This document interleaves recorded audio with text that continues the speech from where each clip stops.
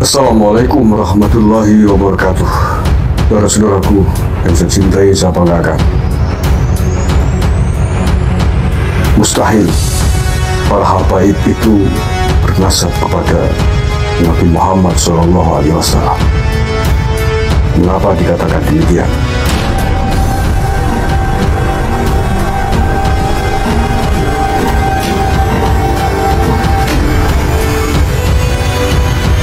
Para habib mengaku sebagai keturunan Nabi Muhammad SAW melalui jalur Ubaidillah bin Ahmad bin Isa.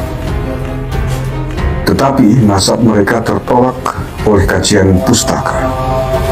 Nama Ubaidillah tidak tercatat sebagai anak Ahmad bin Isa.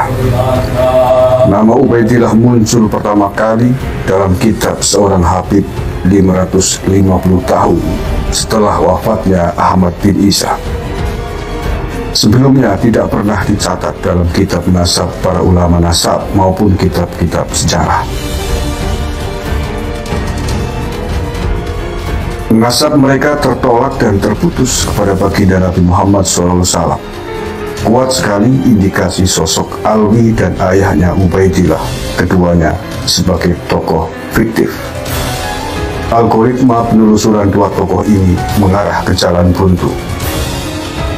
Bukan hanya berkonklusi mereka bukan keturunan Nabi Muhammad SAW, tetapi sangat kuat diyakini keduanya sama sekali tidak pernah ada. Nampaknya tokoh yang benar-benar historis dari keluarga Habib, dimulai dari nama Muhammad bin Ali yang digelari keluarga mereka ratusan tahun setelah kematiannya sebagai Al-Faqih Al-Muqaddam.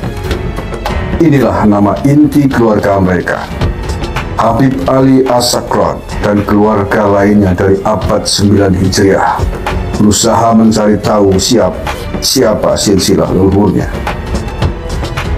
Jauh di Mirbat ada ulama besar bernama Muhammad bin Ali Al-Qolai, wafat tahun 577 Hijriah. Namanya masyhur sebagai ahli fikih yang pendapatnya dikutip dalam kitab-kitab Mu'tabarah Madhab Syafi'i. Berdasarkan tulisan Kiai Haji Imam Jazuli dari Cirebon yang menyebut Al-Qolai ini sebagai Ba'alawi, mungkin ia berdasar suatu sumber, kemungkinan besar. Permulaan ijtihad mengarah kepada bahwa kakek Al-Faqih Al-Muqaddam adalah Muhammad bin Ali Al-Qolai. Silsilahnya menjadi Al-Faqih Al-Muqaddam bin Ali bin Muhammad bin Ali Al-Qolai. Karena suatu hal mungkin adanya data silsilah keluarga asli Al-Qolai yang ditemukan, maka nama Al-Qolai ini kemudian dirubah menjadi Kholi Kisom. Kholi Kisom masih mirip.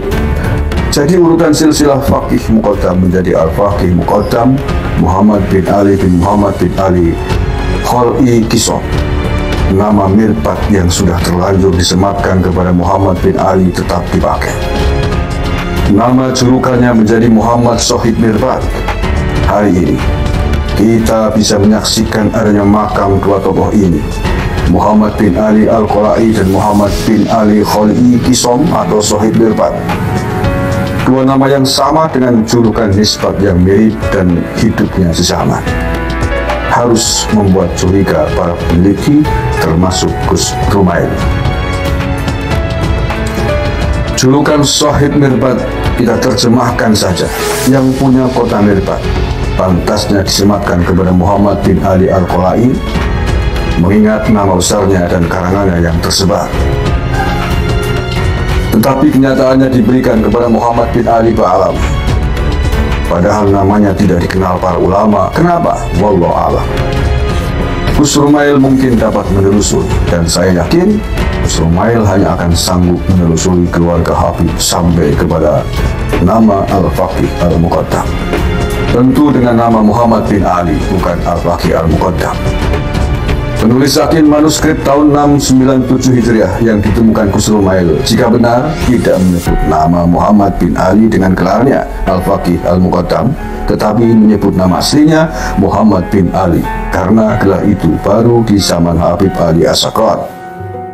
Dan saya yakin nama Muhammad bin Ali atau Al-Faqih Al-Muqaddam inilah nama yang terakhir yang bisa ditemukan sejarawan dalam melacak keluarga habaib. Al-Faqih Al-Muqaddam wafat pada tahun 562 Hijriah. Lalu ia keturunan siapa? Wallahu a'lam bishawab. Yang jelas ia bukan keturunan Nabi Muhammad SAW jalur laki-laki. Berdasar hasil tes DNA keturunannya yang ada hari ini, sebagaimana berita yang disampaikan Dr. Sugeng Sugiharto, Marga Al-Habsyi, As-Sekaf, Jamalul Lail, dan PSA, mungkin maksudnya bin Syekh Abu Bakar, itu masuk haplogrup G Y32613. Sedangkan untuk bisa disebut keturunan Nabi Muhammad, ia harus memiliki haplogrup yang sama dengan Sayyidina Ali bin Abi Thalib, karena ia adalah menantu dari Nabi Muhammad SAW. Haplogrup Sayyidina Ali adalah C-FGC 10500. Menurut para ahli, mustahil jalur garis lelaki Sayyidina Ali tidak sama haplogrupnya dengan Sayyidina Ali. Maka menurut para ahli, berdasar hasil dari para habib yang telah melakukan tes DNA dengan haplogrup G, maka mereka bisa disebut keturunan Nabi Muhammad. Itu hukumnya mustahil. Bahkan masih menurut para ahli, para habib dengan hasil G ini tidak pula keturunan Nabi Ibrahim alaihissalam, karena haplogrupnya Nabi Ibrahim itu C-FGC 8712. Hasil tes DNA menurut para ahli sangat presisi dan dapat dipercaya. Memang hasil tes DNA tidak bisa menetapkan nasab. Jika ada seseorang anak setelah dites DNA mempunyai darah dari ayah biologisnya, maka tidak serta-merta secara syar'i ia dianggap bernasab kepada ayah biologisnya itu. Harus ada akad nikah yang sah untuk kesahihan nasab. Jika tidak ada akad nikah, walau terbukti berdarah dari ayah biologisnya, maka ia ditetapkan bukan anak dari ayahnya. Ia tidak bisa mewarisi harta ayahnya.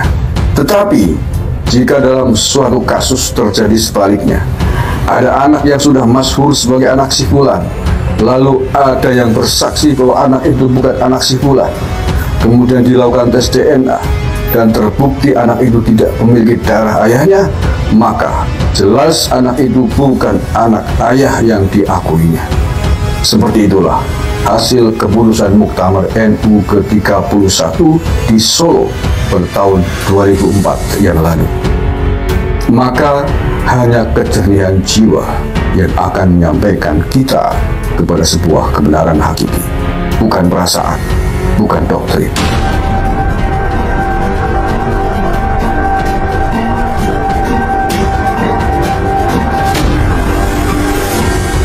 Kepasrahan dan rela akan setiap takdir Tuhan adalah tambang emas, keikhlasan, dan keselamatan. Siapa yang membela kemuliaan Nabi Muhammad SAW? Apakah ia yang membantu seseorang yang bukan zuriat Nabi lalu mengaku sebagai zuriat Nabi? Atau dia yang berusaha agar para pengaku zuriat Nabi ini bertobat dan menisbahkan dirinya sebagai zuriat Nabi? Ada yang mengatakan, salah mencintai lebih baik daripada salah membenci. Penulis katakan, lebih baik kita mencintai semua orang, itu lebih selamat, termasuk mencintai orang yang salah jalan.